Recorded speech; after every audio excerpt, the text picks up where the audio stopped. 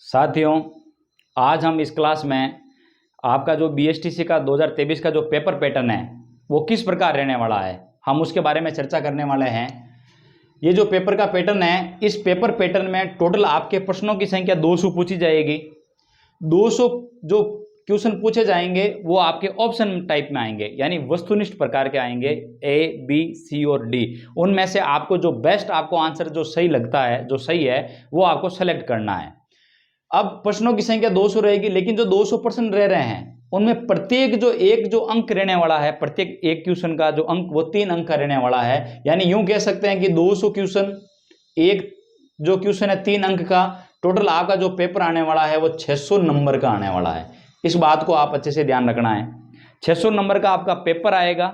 अब ये जो 600 नंबर का पेपर आएगा, इसमें कोई भी नेगेटिव मार्किंग नहीं है, यानी आपकी नो नेगेटिव मार्किंग है। अगर आपने उसको सही किया तो आपको पूरे 3 अंक मिल जाएंगे, अगर आपने गलत किया तो उसके कोई अंक नहीं मिलेंगे, लेकिन जो आपके सही हैं उनमें से अंक काटे नहीं जाएंगे, यानी नो नेगेटिव मार्किंग रहने वाले हैं। इसका मतलब ये हो गया कि आपको अटेंड तो 200 के 200% पूरे करके आने हैं। अब ये जो आपका पेपर आएगा 200 क्वेश्चनों का, टोटल 600 नंबर का, उसको पेपर में किस प्रकार आएगा, यानी सिलेबस क्या रहने वाला है। ये सिलेबस जो रहेगा आपका, मतलब पेपर का जो पैटर्न है वो 4 खंडों में, 4 पार्ट में विभाजित होगा। यानी पार्ट ए में आपकी रीजनिंग पूछी जाएगी, जिसे अपने बीएसटीसी में मेंटल एबिलिटी के नाम से दिया गया है। इसके टोटल जो पर्सन रहने वाले हैं वो 50 रहेंगे, एक 3 अंक का, यानी 150 नंबर की आपकी रीजनिंग पूछी जाने वाली है बीएसटीसी एग्जाम में। ये आपके पार्ट ए की बात बता रहा हूं। आपका एक ही पेपर में पार्ट ए, फिर उसी पेपर में जो ही आप 50 क्वेश्चन पूरे सोल्व कर लोगे, अगले वाले पार्ट में आपसे जीके के 50% पूछे जाएंगे। यानी कहने का मतलब यह कि जीके भी आपकी कितने नंबर की रहने वाली है, 150 नंबर की रहने वाली है।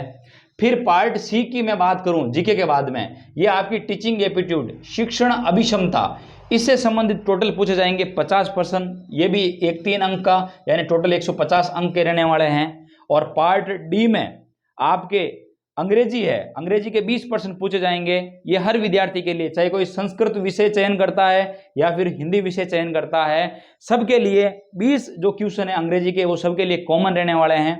उसके बाद में आपके जो संस्कृत विषय से संबंधित है वो 30 क्वेश्चन उसके संस्कृत के आएंगे, और या फिर जो हिंदी से संबंधित है, हिंदी के आपके 30 पूछे जाएंगे। जब भी आप पेपर को सोल्व करो उस समय इस पार्ट को छोड़ देना है, जो हिंदी करेगा संस्कृत वाले पार्ट को छोड़ देना है। ऐसा नहीं कि आप हिंदी के आंसर इस वाले में भर के आ जाओ और मात खा जाओगे। कुछ सारे विद्यार्थी, काफी सारे इसमें से कुछ गलतियां करके आ जाते हैं एग्जाम में, कि इसके जो आंसर हैं इसमें भर के आ जाते हैं। तो ध्यान रखना कि भाई संस्कृत की नंबर सीरीज देख लो कि भाई इतने क्वेश्चन से इतने क्वेश्चन तक संस्कृत है, उनको छोड़ दो।